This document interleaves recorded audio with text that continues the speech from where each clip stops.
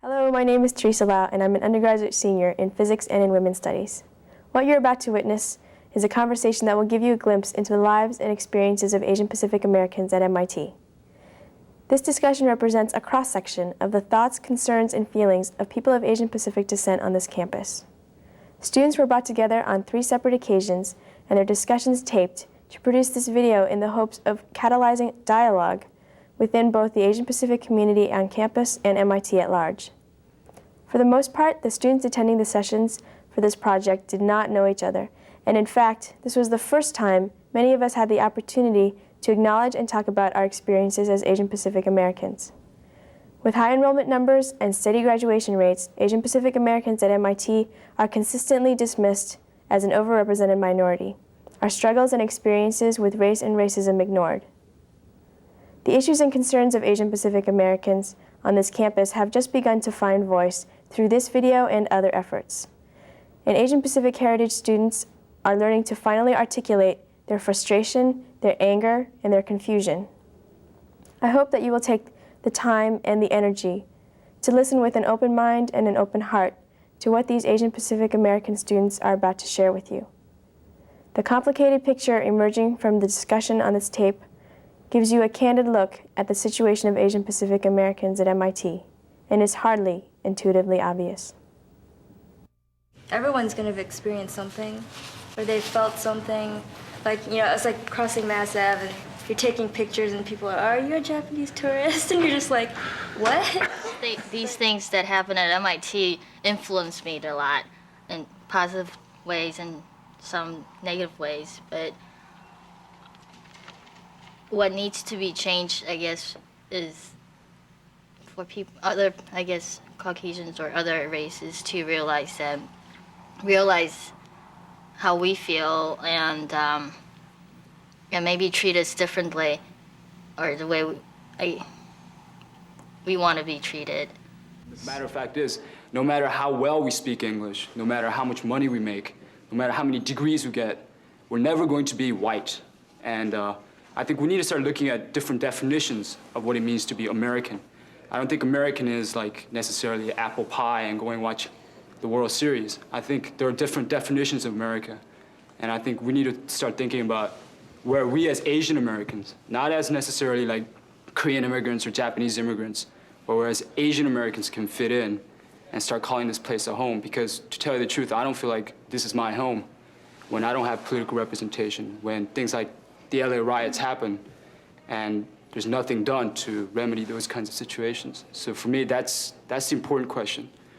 Who are we? And I think that's a question that we need to address from within and not try to figure out whether we're white or black or whether we're model minority or underrepresented minority. I think the question is really here, it can be answered in this room amongst us and figure out what are the common things that we can share. It's hard to say, because especially, you know, I was born here. I feel like I'm an American. You know, I go back to Korea, and they look at me and they go, "You're an American." You know, I'm like, hey, you know, what am I supposed to do? I can't, you know, and I think that's part of the problems. It depends on which generation you are. They're the first generation, the 1.5 generation, which are people who come over when they're young, but you can still tell that they weren't born here. Then there's a second generation. And I think the issues that address each are very different. I see a lot of Asians assimilating in the sense that they, over the generations, they lose their identity, their traditions, and stuff like that. So you get the group, like in Hawaii, that's really awesome. They still have their traditions, and at the same time, they have an American identity too. And I think that's really cool. But I see a lot of Asians who are American in the sense that they don't know anything about where they come from. They don't. Their parents never taught them their stories, you know. They don't celebrate, say, the Moon Festival or anything. Whereas I feel that that's a really great part of me, but I've also got Thanksgiving and things like that to celebrate too. So I think for me, that's the difference between assimilation and mixing into America and bringing something into America of myself instead of becoming a part of America. I have a feeling that a lot of Asian Americans are trying to lose their Asian identity because they want to fit into this place, and personally, I would never want my kids to lose their identity as an Asian, just because it's an important part of them, and I don't see why we should feel bad as being an Asian just because we're being treated wrongly by other American people here. Like, for instance, my case, grew up in Dallas, Texas. Everyone's white there. For the longest time, I was ashamed of my parents. I was ashamed to go to like social functions with my parents because they couldn't speak the language very well. I didn't grow up with like celebrating Thanksgiving every day. You know, our parent family's not big on having turkey or whatever. I mean, we had other foods. And the thing was that for so long, I was ashamed to be what I was. You know, and then when I got here, you know, I try to do everything that was Asian. You know, I joined KSA, I was president for a term. And that's not me either. You know, I'm not an Asian in the sense that I grew up in Korea all my life. I'm not American in the sense that I'm a white American. But I need to find a place where I feel comfortable around people that feel like me, that can tolerate me, that understand where I belong in the society. And that's where I'm talking about Asian American identity. It's not saying that we all had the same common interest or that we all had, you know, like the same kind of music. But it's if we can find a place in this society where we can feel comfortable being who we are. I mean, no matter what that means. But we don't have that right now, I think. When I was in elementary school, my best friend was white, and we hung out a lot. And when I went to his house, I loved going to his house because they would have barbecues, and we would have hamburgers and, you know, things like that, that we didn't have at home, you know. And it was just, in some way, I felt like I didn't like it the way I was at home. I wanted to be like that. I wish we had barbecues and we had a swimming pool, and, you know, and I did things like, you know, playing baseball and basketball like my best friend did. I guess it's like, you know, here's some groups, and we're like, you know, sort of a bunch of Asian people sitting here talking about like what it's like to be Asian, and then also saying you're not supposed to notice us and you're not supposed to treat us any differently. Oh no, I think That's kind of weird. Oh, I see. No, I'm not saying that you shouldn't notice that I'm Asian. That's something that's important to me, so I think you should notice it, because, you know, it's something, like if somebody was to ask me about myself, being Asian would definitely be, you know, something that I would say. But I don't think that, but the problem for me is people having all these ideas, and not even ideas, but convictions about me, you know, just because of what I look like. When I was a freshman here, I went to Woolworths in Central Square with a couple of my Asian friends, and some strange woman off in the store just started yelling at us and saying, like, get out of here, you know, you don't belong here. And that was the first time I ever experienced, you know, blatant racism. And I'm from the South too, actually, Tennessee. And down there, some of the people that I met, they're just ignorant. They've just never seen an Asian person in their life. So, I mean, it's kind of funny in a way, because they're like, oh my gosh, you don't have a bridge, you know? But I mean, it's just, you know, it's just ignorance. You know, it's something they, you know, so, but up here it's a little bit, I find it a little bit more frightening sometimes, because people have had experiences against Asian people. When I talk to someone the first time, and the person tells me that, oh, you have an accent. You're not, well, you weren't born in the U.S. Where are you from, and that kind of stuff, to start off the conversation, because it's just like, are you trying to make, I don't know exactly what it is, but it makes me feel like this person is trying to make me inferior and that's not a good way for me to start a conversation, because, well, I start off at the same level, and after like first 10 minutes, this person is putting me down, like, oh, you're from developing country or whatever. It's that kind of things that like kind of bothers me.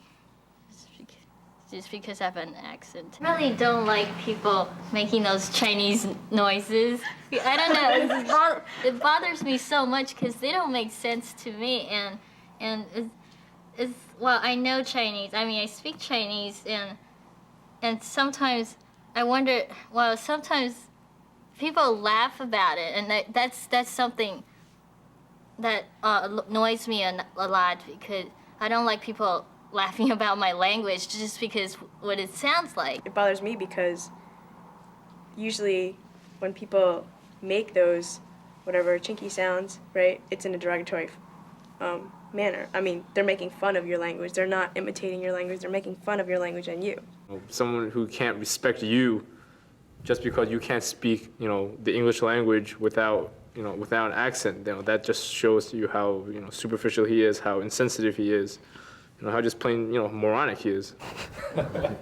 In my perhaps idealistic world, I would hope that people who are my friends and are supposedly my friends and have these preconceptions or treat me in a certain way, or anyone else who sees this video just hasn't thought terribly hard about, race issues and gender issues because they don't have to, because they're white men and they can just go about their business and not really think about, what happens between white people and people of color, or what happens between men and women, because they're always kind of on the top of the, I guess, imbalance, And so I would hope that it's just because they haven't thought about it, and if they would think about it, then they would see, like how it is that their supposedly normal behavior kind of makes you feel uncomfortable or is like perpetuating whatever stereotypes and things, that are in our society, and they just kind of go along with them as a normal way of living, and it's not really normal, it's racist and sexist. You know what I mean? My friend and I were just standing actually in front of the Ghetto factory. And we were just talking to each other, and she's Korean, and I'm Chinese, and this guy just walks by, and he's like, "Two pretty Oriental girls." And we're like, what the heck? We're like, this random guy just passes us, and we're like, we didn't know what to do, and we're like, whatever, just ignore this guy, and it was really, I mean, okay, yeah, we're Oriental, and we're female, but I mean, it's like, what's the necessary, why do you have to say that comment to us? I mean, I could say, oh, guy walking down the street or something, it was just totally pointless to say something like that, And he may have thought it was like a compliment or something, but it was really rude too. I was in a humanities class of mine, and we were having this discussion, and this woman said something that I really disagreed with, and so I told her, and we debated it in class, and I basically explained my position, I thought, fairly well, so that she understood and changed her mind. Okay, and then after class, I was walking down the hall, and she ran after me, and she stopped me, and she said that she was really glad that I felt that I could speak up in class and that I could disagree with her, and that she was, and I know she wanted to use the word proud, that, I had the courage to stand up and speak my mind. And I was like, I can't believe that this person is saying this to me. Maybe I was just too dumbfounded to reply, but she just said that and basically patted me on the head and then, walked away. And, I mean, that just got me so angry. Well, I just came out of a lecture today, and I found something very offensive at the end of the lecture. It was a question period for 5-10 minutes, and the questions were going quite well, and the debates were beginning to get heated. However, one student, or I'm not sure what his role was, but he asked a question with an accent, a rather Asian accent, and the speaker immediately slowed down his tone, explained as if in child's terms what he means, almost asking back what the question was. And I don't think that was really necessary in a lecture hall, just because if I speak with an accent, you don't have to speak back with something outside your language. I'm a physics major, and I used to do problem sets with all these boys, and I mean, that's exactly, I'm actually amazed that we all have such similar experiences and that, you know, you have an idea or a solution or something and you say it, and most of the time, the other members of the group, who are usually men and sometimes white, most of the time white, will just kind of brush you aside. And actually, it's happened to me many times, is that they'd kind of say, well, I don't think so, or whatever, and then we'd kind of chase the problem around for an hour, and then they'd come back to what I said, and then be like, oh, that's such a good idea. And I was like, well, I kind of said that. And they're like, no, you didn't. Or, no, you must have said it wrong. Or, well, you should have spoken up. Or, you know, that kind of thing. And I totally don't think that's my fault at all. I mean, I might have complexes thinking that, you know, I should be more assertive or whatever, but I think the fact that they brush it aside has everything to do with the fact that they see me and I'm an Asian woman. And regardless of how subconscious they want to say it is, the fact that they see me as an Asian woman means that they see me as less assertive or less intelligent or just less there. So all the people who are racist and sexist are not going to watch this and aren't really going to care and will refuse to acknowledge that in themselves. You know, I mean, like, we can tell each other about this all we want, but, you know, what is one to do about it, you know? You think that you're gonna get here, you're gonna study, right? You're gonna get out, you're gonna get a job, right? That's your idea, right? What if you're hit with something in between from when you entered the school and from when you graduate? Have you ever thought about that? Yeah, actually I have, because I've been hit. I've been attacked. Okay. I got stabbed in Chinatown. Okay. I mean, it's not like I don't think about these things. It's just that I think there's always been this mentality within the ghetto community. Like, I mean, yeah, sometimes you're down and out and everything, but you strive, you work harder. If the white guy doesn't sell you the house, then you buy it for more money. That's the only way. That's the only way I could think about it. If the establishment doesn't give you the job, then you have to be twice as good as the next guy down the road. I think that's the only way we could succeed, really, because nobody's gonna give you anything in this world. We're not asking for Listen, anything. I'm not jumping up and down and saying, you know, give me this because you're being unfair. I am gonna work twice as hard. But you know what, damn it, I'm also gonna try and pass legislation and act politically so that my kids don't have to work twice as hard. Maybe they have to work 1.5 times as hard. And then maybe in 2020, when we're 8% of this population, you know, it'll be just a little bit easier for them, and they don't have to work twice as hard. Think about it that's this way. everything. If you're building the foundation now, and you get into key jobs, then it just naturally comes along. But who said you're gonna get into key jobs? That's Well, exactly what he was saying. You There are can't so guarantee many- anything. You have to deal with it on an individual But basis. right now, there are so many Asian Americans in lower management jobs, like he was saying. If they work and work and work, and by the time they die, they're not gonna be in the higher management jobs because they're Asian. That's basically it. How did affirmative action came Right. about? People fought for that. I don't think affirmative action is necessarily a good thing. Well, basically, go ahead.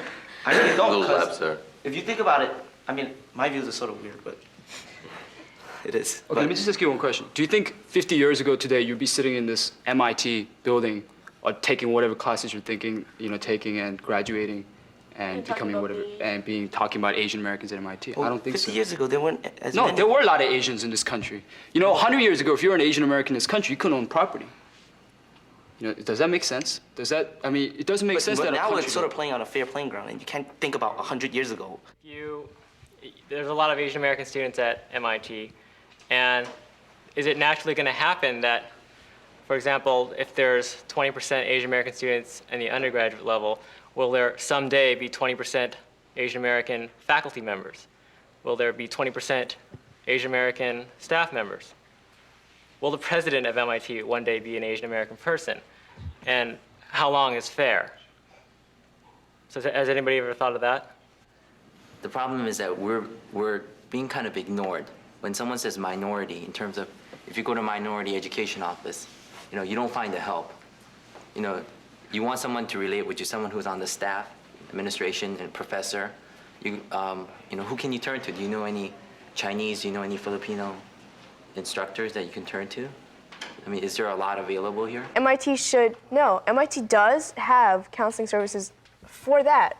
For every other kind of student here, they don't see Asian students as a group that they need to cater to, you know what I mean? Okay. Like they have Latino counselors and they have Black counselors and they have all those, they have like people for just about everyone except that MIT doesn't seem to really recognize us as a group that they have to think about. So I'd like to know what, in your opinion, needs to be done if this place is unequal right now. What needs to be done in order to make it more equal? If we want more representation in the faculty, it's gonna come, because just by sitting here and saying we want more, it's not gonna happen, even if you say it as a million times.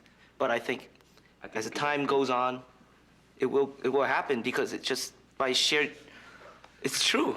Look. Okay. I like to answer that. At UC Berkeley is almost famous for its extremely high Asian American and Asian student body. The faculty there, okay, it's probably, they have an Asian American Studies department, so you can count that, okay. It's around 10% probably. Do you know how many Asian American faculty members were tenured within the last 10 years? One person, okay? And it doesn't seem to me that the natural course, I guess a lot of people call it the pipeline, is working. It doesn't seem to be naturally happening by itself. Over the course of 10 years, UC Berkeley has had consistently above 20% Asian American students. However, it doesn't seem to be reflected at the faculty level. Who are you fighting against? You're fighting against those people who decide who gets tenured. And those people happen to be, like, I'm gonna coin a term, it's like the old way of thinking, okay? I think what he's trying to say is, once that old way of thinking dies out, and you have this new generation of, people who, like us, who start talking, who start getting, exposure, and trying to raise the issues, and make that so that, people's minds are not biased on the basis of the way way people look. When that generation comes into power, then you're going to see more parity along those lines, in job opportunities, in positions and all that kind of stuff. But also, it's very hard to get rid of those people who are in power, because they're the one in power, not us. They can do whatever they want. We can yell and scream all they want. All they have to do is put their foot down. Yeah, but what if we have a voice? We do have a voice. It doesn't make a difference if I don't think we do here at MIT. Well, I mean, no one listens. We say things, Well, I mean, who's we though? I mean, like the problem. I think there are too many people that. I think there are too many people that take the attitude like, I'm just gonna come here and do the best that I can, and I might have to work twice as hard. But I mean, no one really feels, or no one seems to see that there's any value in maybe like getting a group together and saying we want this to be accomplished. Another thing that comes to mind when I think about what makes me uncomfortable at MIT is that sometimes I have a lot of like stress, and a lot of it comes sometimes from my family, where there's sometimes expectations that I have to live up to.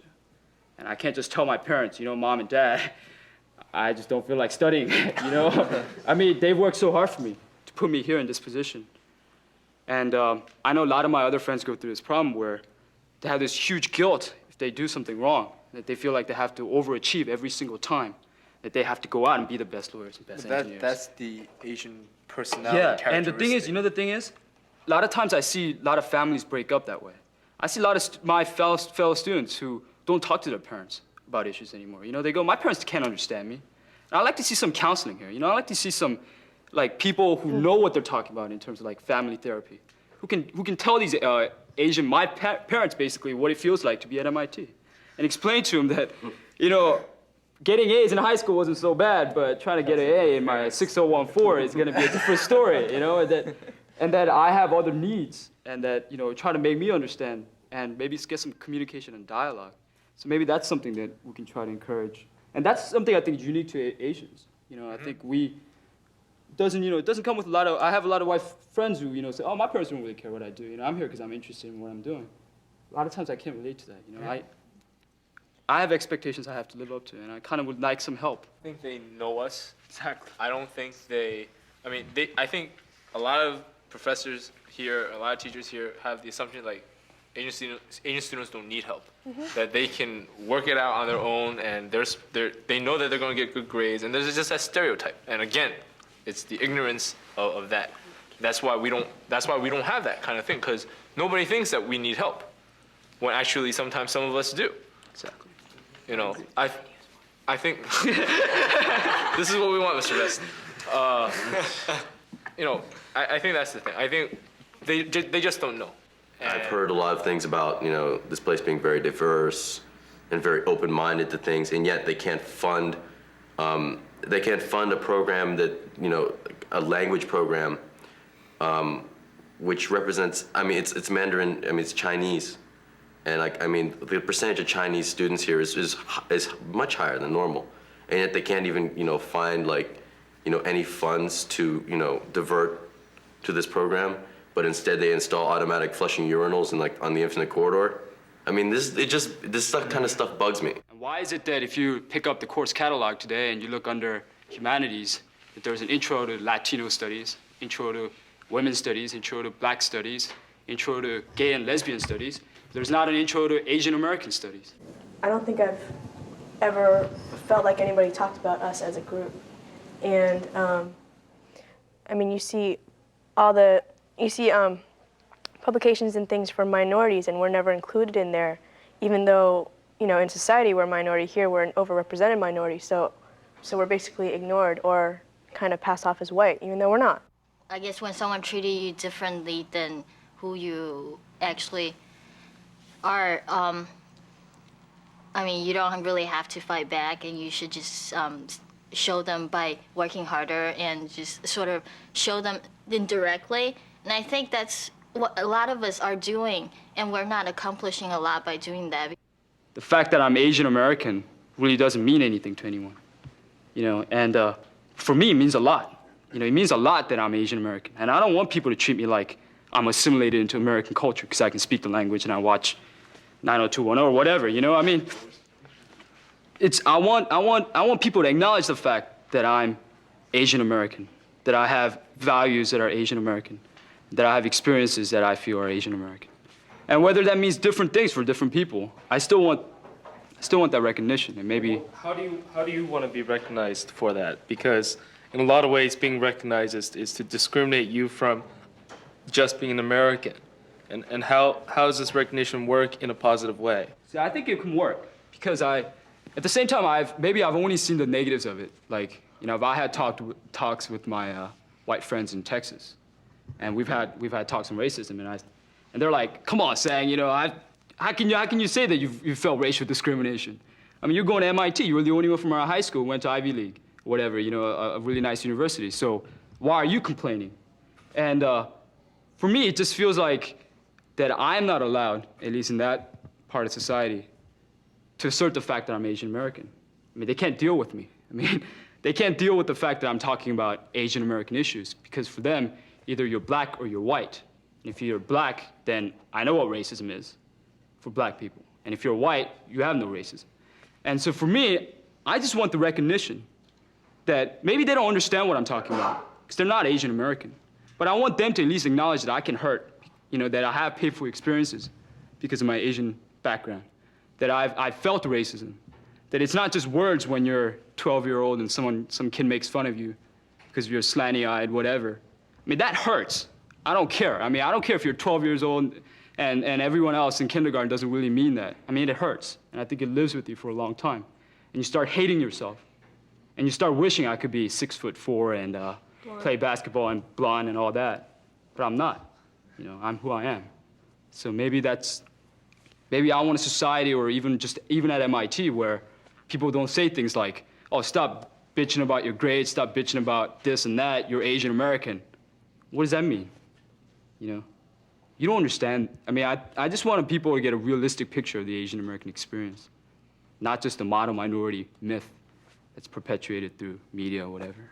You know those sounds people make, and like people singing songs like, "Oh, like you're Japanese," you know, well, you know those kind of, yeah. And then sometimes I get, well, I've been so fed up with it because I've had it since I was really little, and when I hear it now, and it only occurs like not really frequently at all, but when I hear it, I want to punch them or just, I don't know, just hit them with a rock or something. And I just had trouble figuring out what's racism and what's sexism, so I haven't been doing a lot of actions, but like now I know a little bit more. I kind of want to know more about this, and I actually want to fight back and talk back and make my points and make sure that people know how I feel and where I stand and how I want to be treated.